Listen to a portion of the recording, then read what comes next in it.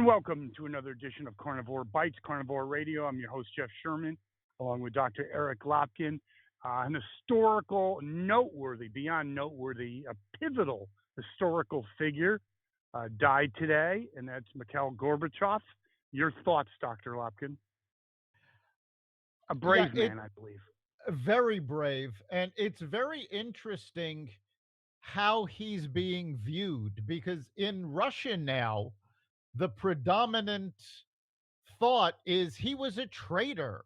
This is the storyline that Vladimir Putin, of course, is pushing. Meanwhile, he was the first Russian leader to actually engage with the West in real talks, not just paying lip service, not threats. He worked with Ronald Reagan to end the Cold War. And now, again, Russia is all up in arms. It's like, oh, we shouldn't even honor him. He was a traitor. It's like, no, he was the future. Vladimir Putin has undone all of his good work. 100. Lopkin, you've said some awesome things on this podcast. No one's going to do that one better than you just did. It's true. No, Gorbachev was not a traitor. First of all, he realized the Cold War was unsustainable, especially for the Soviet Union. He was paving, of course there was going to be difficulties, paving the way for future Russian prosperity and a place in the Western world, if you will. And you're right, Putin is the one that screwed that one up. So there you go. Perfect analysis. And, at this point, I mean, it's a good time for people to reflect on Gorbachev moving the Soviet Union away from communism as our own leaders try to push us closer to communism. Yeah, speaking of one of those leaders, we have and by the way, I think I mentioned in the last podcast, but just real quick, it's stunning, and I suggest our listeners do this. Take you 2 minutes.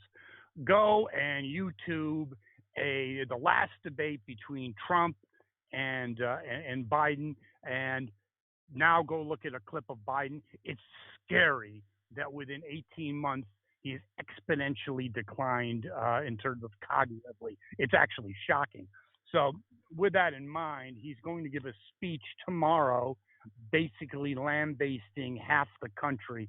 Your thoughts? And on to that, I think it was yesterday in Pennsylvania, and Fitterman, the gentleman who's running against Oz for the open seat in Pennsylvania, is nowhere to be seen with Biden, but that's another issue. He literally said, if you MAGA people want to take over America, you'll need more than a gun. You'll need an F-15. Is he ready for like a checkup from the neck up or what? That's the president of the United States? Part of it is, he's an angry old man suffering from dementia. And I know from personal experience with dementia patients, when someone comes down with dementia, when it starts affecting them, it amplifies their personality. So if somebody was a genuinely sweet person, the dementia actually, they stay a sweet person. If they were an angry person, they become angrier. And that's what we're seeing with Biden to a certain extent. The other part of it, though, is that this is the new face of the Democratic Party. And it started with Hillary Clinton referring to people as deplorables. Prior to this, no politician ever insulted the voters. They would insult each other, they would insult their opposition, but they never insulted the voters. And the Democrats, starting with Hillary Clinton with her basket of deplorables, just turned the tables and started attacking the voters. And this is now what the Democrats are doing. Agreed, but there's a caveat to that. She was running for office. She was someone in the race. This is a sitting president. This is unheard of. Basically telling half the United States the ones he just screwed over with the college bailout, essentially more of the blue collar element, the people that actually built America, that landed on the beach in Normandy, calling them neo fascists. That is, first of all, he's obviously not in control. I think it's going to backfire politically. First of all, I'd like your insights politically. What does it do politically? Well, If he can get through the speech. Politically, it's going to energize the Republican base the same way Clinton's deplorables comment But why would he did. do that? Because I agree with you. It's not going to do shit for the Democrats because they're already effed in the head about this whole MAGA stuff. It's going to really piss off the people he shouldn't want to piss off. You got to look at okay, go ahead. Sorry. The problem is politically. Now, I'm not talking about policy here. I'm just talking about politically. The Democrats are rudderless. They have spent so many years saying, oh, well, they're the party of African Americans and they're the party of Hispanics. And African Americans and Hispanics are fleeing the party in droves. And every time they try to do something, it backfires on them. They are literally left almost speechless to the point where now the only idea they've got is, well, we have to lash out. You know something? You're on a roll today, Lopkin, because that's what happens when you are in control, so to speak. If you're in the game, that's a better euphemism. You can debate, you can discuss. It's like a caged animal. They lash out because it's basically a zero-sum game at that point. It's do or die, and that's where they are. Correct? Exactly. And I think it's important to point out that right now the Democrats are trying to make the Republicans into the face of evil, not just because they're Republicans, but because the Democrats themselves are so fractured. They're desperate to find something they can say that will unite their party. And I mean, unfortunately, they're leaning on hatred, which, I mean, even moderate but it's scary for the American, I'll use civilization, for the American populace. I mean, that's unprecedented.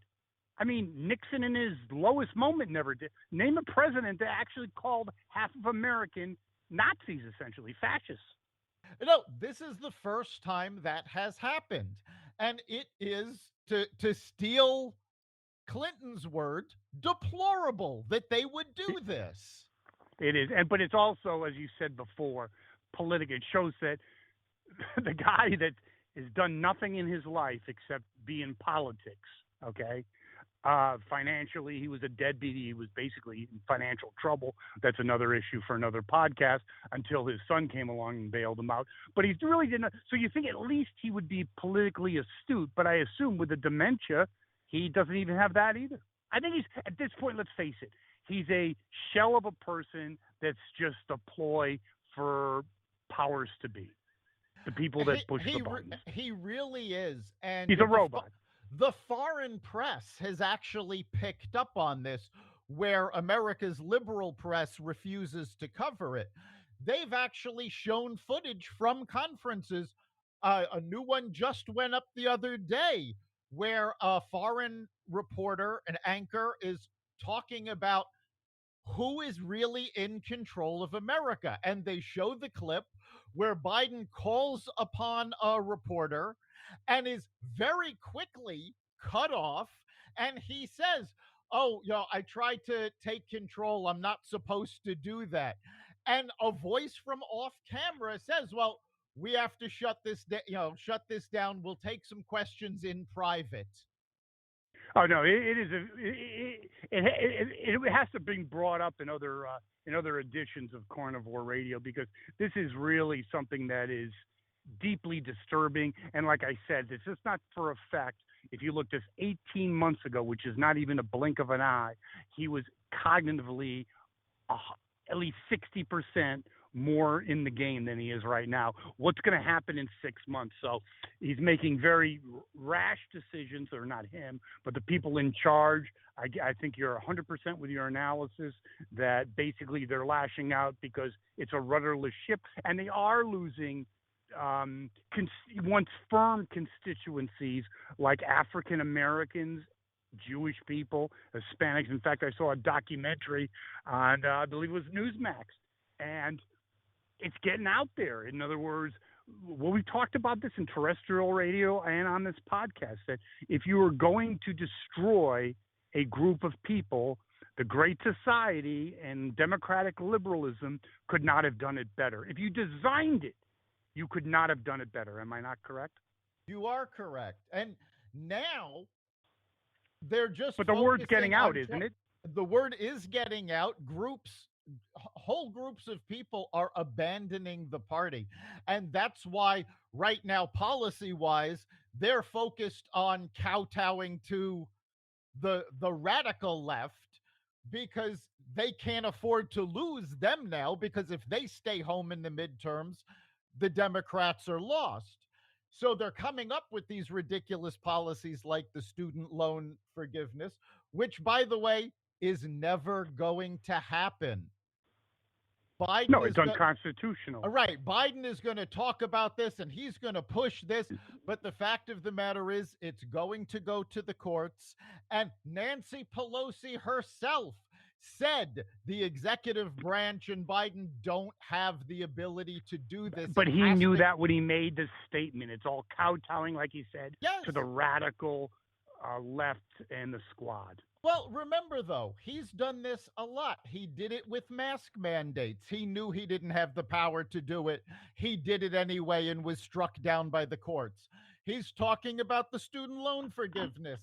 He doesn't have the power to do it. That's going to be struck down. But it's all for show and spectacle. When you have nothing, he can say, "I tried, but the radical court, whatever court that is, led by or put in place by an illegitimate president, thwarted my efforts."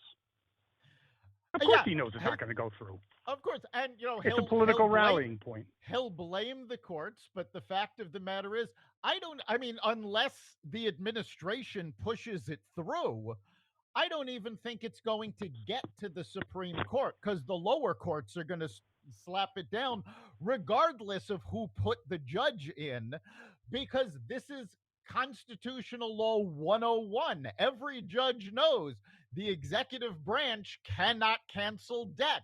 That's something Congress has to do. Congress has the power of the purse strings. You knew that in 6th grade. Obviously, I know that Biden's a genius. He taught at UPenn, so he probably skipped 6th and 7th grade, correct, and didn't get that lesson? Probably. Probably, another big maybe. problem, though, is that the schools are focused so on CRT. Most schools, especially at the elementary and junior high school levels, don't even teach how government works anymore. So this younger group of leftist radicals, such as AOC, such as the squad, they don't even know how government works. No, AOC's perfect. I love it. I can't take credit for this. I forgot who it was, but it was on Fox or Newsmax, said that she loves playing congressperson, but does nothing. It's a big, it's entertainment hour. She's the least effective congressperson in the entire Congress. She has not gotten a single bill out of committee. She has done nothing for the constituents of her district. Oh, yes, she has. She chased out Amazon. Yeah, well, she's done nothing good for the constituents of her district. Well, anyway, also we are looking at, in terms of I'll say the radicalization of the radical left is almost becoming mainstream. You have, let's see, in Florida, you have Christie, who's running for governor, and also the current governor of New York. Essentially, well, Christie said, if you're vote if you're on the side of the right. Don't vote for me. I don't want you. And the governor of New York literally said, if you're MAGA or have right wing values, leave. Which you shouldn't be Yeah, doing because people are leaving in droves anyway. they're leaving in It's like droves people saying, "Leave anyway. my shitty party." What's They're already really leaving. what's really funny about that, though, is she specifically said move down to Florida. If you take a look at the economies of Florida and New York, Florida is an overwhelming success, and New York is bailing water as it sinks. Oh yeah, and that's not just focused on New York. You got Illinois, people leaving there. It's basically obviously red versus blue, and which almost leads to a bigger issue. Are we getting to the point we have so little in common the way states are run? And look at, talking about little in common, you're the president of the United States basically telling half the country to F you. I mean, are we really almost getting to the point where we're so divided that we're almost ungovernable? We're two separate countries. You know, what's really frightening about that question is that we asked it 10 years ago. And it's, when we were on terrestrial radio, and the situation has just gotten progressively worse. And Yes. yeah, I'm not using progressively ironically. Yes, the progressives have put in place these no cash bail, and crime rates are on the rise, defund the police, these economic policies that are destroying their own cities, and yet they can't stand the idea that successful states are saying, no, hey, come here. No. Do you know what it really is like? I agree with you. You're 100% correct. It's you started a business and did well, and Billy Bob, another person, started the same business and screwed it up. Okay, it's hard to deal with the truth. Meaning, for some reason, there's a restaurant, to put in a better example. There's a restaurant next to where I live. Okay, it's thriving. You can't even get a seat. Their predecessor flamed out. It was a disaster. So I always say to my friends, I say, okay, if you were the other restaurant and this other restaurant failed, you could look yourself in the mirror and say, bad location, bad economy, whatever, okay? Bad anything, right? But when you know someone else, the next restaurant is lighting it up, you got to look in the mirror and say, I screwed up. I think that's the same thing with blue versus red states. It's hard to look in the mirror with all your Ivy League degrees and graduate diplomas and realize you don't know what the hell you're doing. Yeah, it's very true. I mean, and you've been seeing, there was a joke in Babylon B not too long ago saying Texas was going to complete building the border wall using U-Haul trucks that have been coming from California. I love that.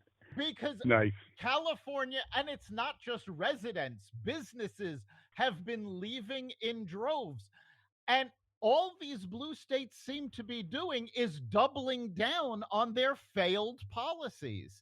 Now, but doesn't it go? Wait, something. But that's really interesting and good. We need. That's a really big point, Dr. Lopkin. Isn't it what you just said about the overall when you're a caged animal, you don't think strategically. You act basically almost visually. You act instinctively, and I think that's what they're doing too. They're panicking. They are. I don't know if I would call it panic. I think it's more anger. Okay, it's the fact. Right. It's the fact that they have been so wronged so many times, and they refuse to accept that. They believe themselves to be superior to everybody else. So how could they possibly be wrong? And these lowbrow Republicans who won't agree with them and won't let them pass their agenda, how can they be doing so well? So they lash out because they can't accept the fact that their policies were fundamentally flawed.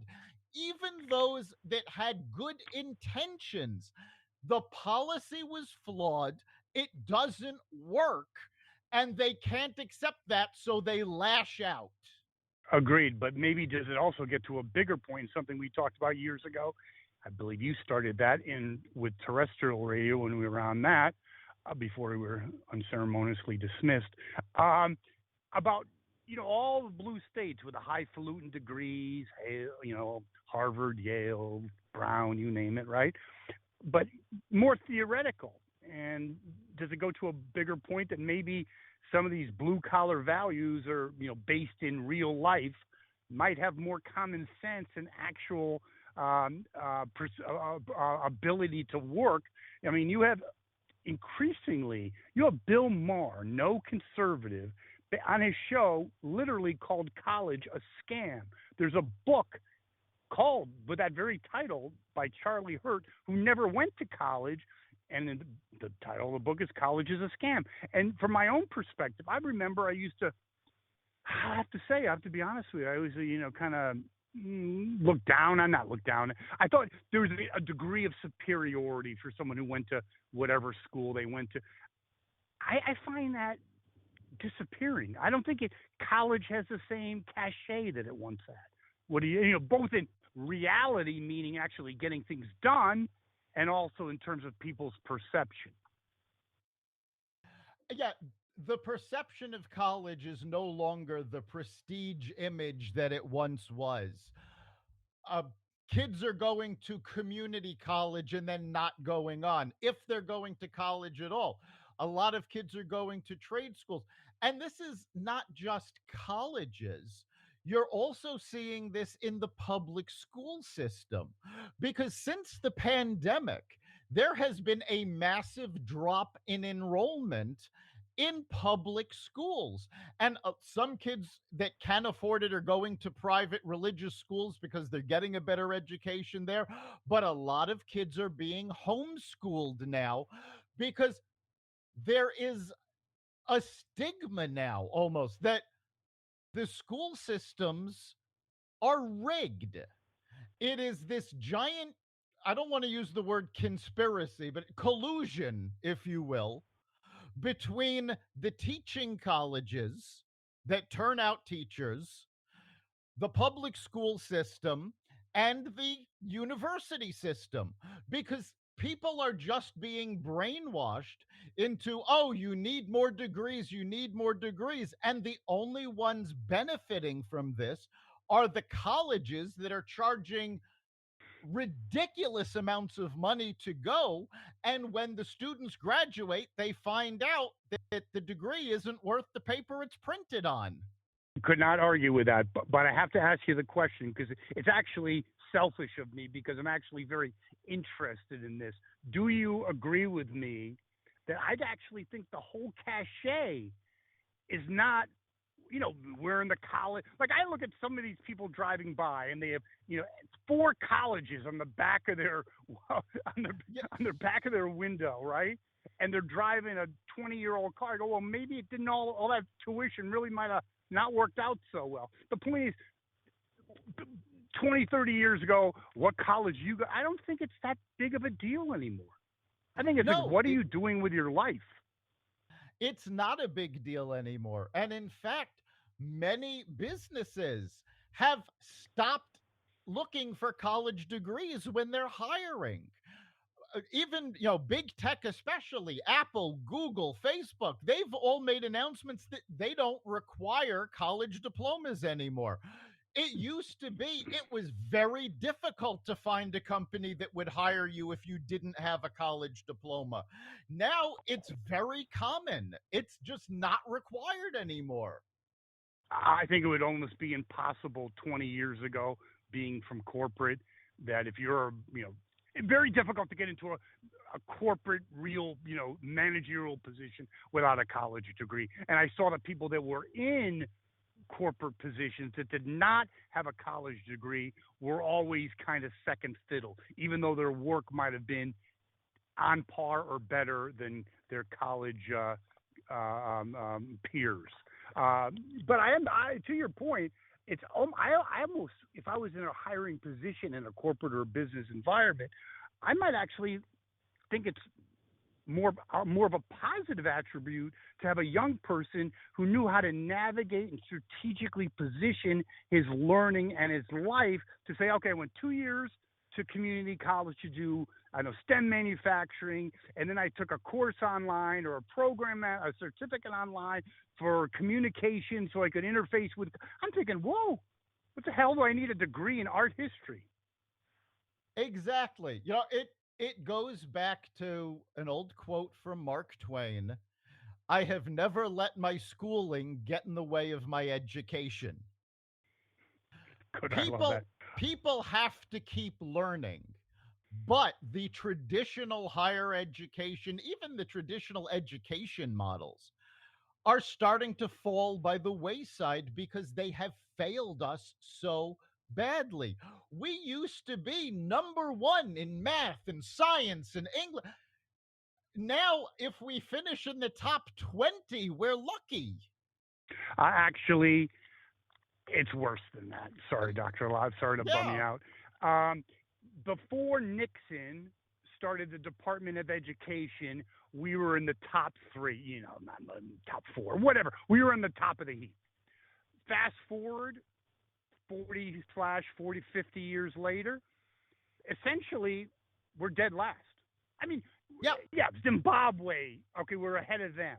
Maybe, I'm not so sure actually.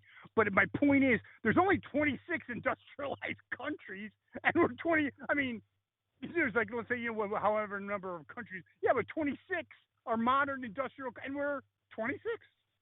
Yeah, We went from because number one, number three, because whatever. the educational system has stopped being about teaching students what they need to survive and to thrive in the real world, and more about turning out drones that are going to push a liberal agenda. And now people, especially during the pandemic, when parents actually were able to hear what the teachers were saying when they were being taught virtually, now there's a huge backlash. And the teachers union is starting to take hits because people have seen, oh, the union is pushing ideas that are not benefiting the kids. But I think it's the root. You have to go to the root cause, and I really truly believe, I know this. It's not the teachers. It's the union. They got way off track of Yes. pushing a woke, crazy agenda, and it's also when anything big government touches, it destroys. And when Trump's head of the Department of Education recently came out and said it should be dismantled. I mean, results speak for themselves. You went from the top tier to dead last. Something happened, and it's not the rank and file teachers.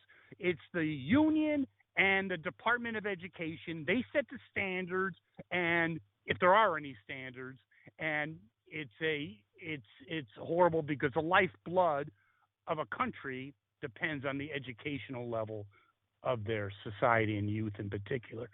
So, anyways, I think there's also another group though that needs to take responsibility, and that is the school boards, because they have spent years trying to put a wedge between parents and the educational system.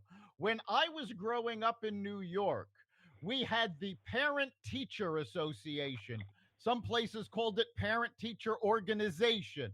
But yeah. the key factor was parents and teachers were working together. And then at some point, it became the Parents Association because the teachers were actually encouraged not to participate. And it wasn't the teachers' ideas, this was coming from the administrative level. Yeah, but there's also demographically in America, the PTO, whatever you want to call it. Back in the day, you had a lot of less mothers in the workforce, higher participation rate. I think that's Yes. also a factor. But we'll move on from there. I mean, there's a lot there. But I think my biggest takeaway is, again, being someone that was, let's say, a college snob. Uh, and that's completely gone now. Someone says I graduated Excel University. I go, oh, great, awesome. So what are you doing? Anyway, that's neither here nor there. Talking about trust in institutions, the FBI, do they have any? Now, being older than you, I grew up. I didn't watch a lot of it, but the FBI with Efren Zimbalist Jr., they could make no mistake, and they were they were incorruptible, right? Well, maybe that's not the case. Public opinion of the Department of Justice and the FBI is dropping like a lead balloon, and you even have Zuckerberg, and he might be in a little bit of a whirlwind because the FBI basically uh, forced him or pressured him, not that he went unwillingly, not to put a clamp on the whole Hunter fiasco. Your thoughts? yeah, the FBI has been caught red handed trying to stop the Hunter Biden investigation for political reasons. I'm going to push back, though, You on don't think that's something you scary? said. I think it's terrifying, but I don't think it's new. Because if you really take a look, most people's image of the FBI was the same image that you had. But that Yeah, was Eflin Zimbalist Jr. right, but that was generated by Hollywood. Yes, If you look at the FBI's actual history, the FBI has been politically motivated since J. Edgar Hoover. I mean, no doubt. Spying on Kennedy, right. spying on Martin Luther King Jr. Yes, creating So dossiers. they've always been a political organization. The question was who was utilizing them. And at the beginning, it was very clearly J. Edgar Hoover for whatever agenda he had. But the government agencies, the FBI, the NSA, the IRS, were all severely weaponized during the Obama administration. Yes. And now we're looking, going, yeah, they have no credibility whatsoever, to the point that they're leaking things to the media just to show, oh, look. And I love the photo that they leaked either this morning or yesterday. These documents all over the floor that have different colored pages in them. And they're going, well, because they have those color pages, we know these were top secret, these were classified documents. Now, what I love about this picture, I mean, first of all, it's very obviously staged, but it's Oh wait, let me. I need to interject. 1,000% agree. I looked at the same pictures. When I got shit on the floor, it doesn't look like that. Like papers, right. like that I'm working on. So it looks nothing like that. Right. It's very obviously staged. But what's really funny, and most people missed this, I missed it the first time I saw the picture also, but when it was pointed out to me, and I started laughing hysterically. In this photo, they show one of the boxes off to the right side filled with stuff they're taking. And you can very clearly see in the box, there is a framed picture of Time magazine naming Trump Man of the Year. It's one of those phony, things you get. Yeah, yeah, yeah, yeah, yeah, Printed yeah, out. yeah. It's like, really, this is what the FBI is claiming is important for them to take. They're taking photographs of magazine covers. It's like, are you kidding me? It was yes. I like your opinion. That's really critical. I think at first didn't know. It's not just partisan attitude or opinions. I don't see where this is going to work out for the Dems or for Biden or for the midterms. I think if they actually had any there, we might be even knowing about it. Yeah, I don't think they have anything. I So what think happens this if was it implodes? Well, I don't think it's an if it implodes. I think it's when. It's going to backfire on the Democrats. It's already backfired in terms of energizing the Republican base and discrediting the DOJ and the FBI. You also, I mean, it also went to discredit Biden because if you remember, Biden said at first, no, he had no knowledge of this. The FBI and DOJ did this on their own. And then, of course, it came out that, yes, of course, he knew about it. No. Well, he's always been a congenital liar. He Yes. lied. He lied. He went to UPenn as a professor. He graduated the bottom of a mediocre law school. You don't become a professor at UPenn because you graduated Carl University and the bottom of your class. Not good. Yeah. No, he's a By the way, it was really Syracuse. But go ahead. He's a congenital liar. And what's weird is he lies about things he doesn't need to lie about. No, I think that's great. No, that is so funny. Isn't that the basis of Seinfeld? Yes. Essentially it is. Yeah, George, he just has to lies about things he doesn't have to lie. That's Biden too. There's no reason to say you were a professor at UPenn. No one gives a shit. So you weren't. You and the rest of the other world. Right. I mean, he claimed on one stop when he was giving a speech that he had interviewed at this company, and the company came out and said they have no record of him ever interviewing there. But even this one, it's like if he had said yes, he knew about it, this wouldn't have affected him one way or the other. But he had to lie, and then it comes out and it makes him look worse.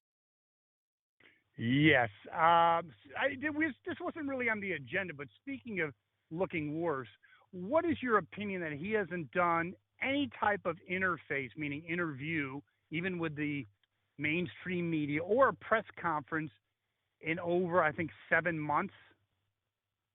Yeah, his handlers have been keeping him away from the press, making sure he doesn't take questions. Do they know that's a nuclear bomb, meaning it's close to the midterms, and just no way are you going to let him next to a microphone? There's actually a video, I don't know if you saw this or if our listeners have seen this, of Jill, Dr. Jill, by the way, Dr. Jill, pulling him away, literally pulling him away on a tarmac away from microphones. It's just shocking. They are desperately trying to keep him from saying anything. They're writing out his comments. He's allowed to read these comments, but as he himself keeps saying, he's not allowed to call on reporters.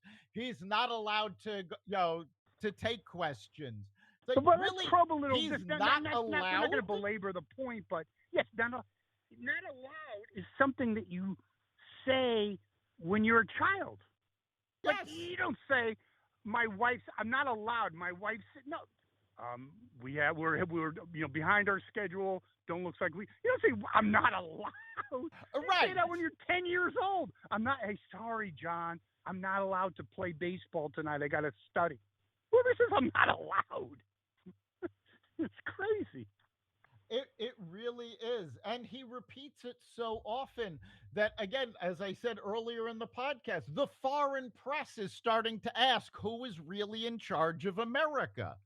This is becoming not just a political issue, it's a global diplomatic issue because foreign leaders are going, we can't deal with him. We don't even know if he's really in charge. Of course not. I mean, there's no doubt about that. Moving on, we talk about the media a lot. We talk about CNN sometimes in particular, and that the reliable sources, that's precious, is send off. Talk about an ego that doesn't really fit accomplishments, but that's another issue. Jewish groups came out, or a couple of Jewish groups in particular, and denounced CNN for their lack of reporting on anti-Semitic issues, and they're heavily leaning against, or they're very much anti-Israeli stance.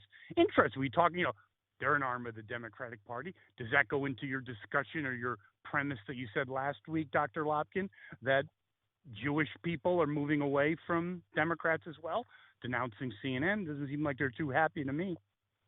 No, they're not happy. And the fact of the matter is, you can't continually spout anti-Semitism allow anti-Semitic remarks to be said by your membership and expect the Jewish population to continue to support you. It's the same thing with the Hispanic groups, with the African Americans. It's, historically, yes, we sided with you, but you have not done anything for me. Um, there was a television show back in 99, 2000 called Sports Night.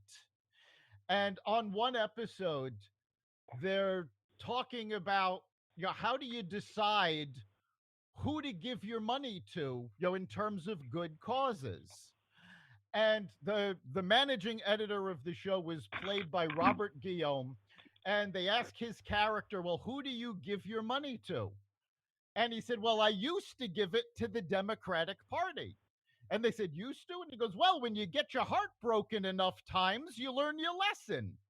Yeah, there you go. Well, this is 2000. This is 22 years ago that people were starting to see the Democrats are not really supporting us. Well, I think it's beyond that.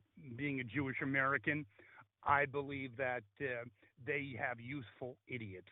In the 1960s, there was no group in America that they thought of more highly than Jewish Americans. Now that they no longer need us, hasta luego, baby.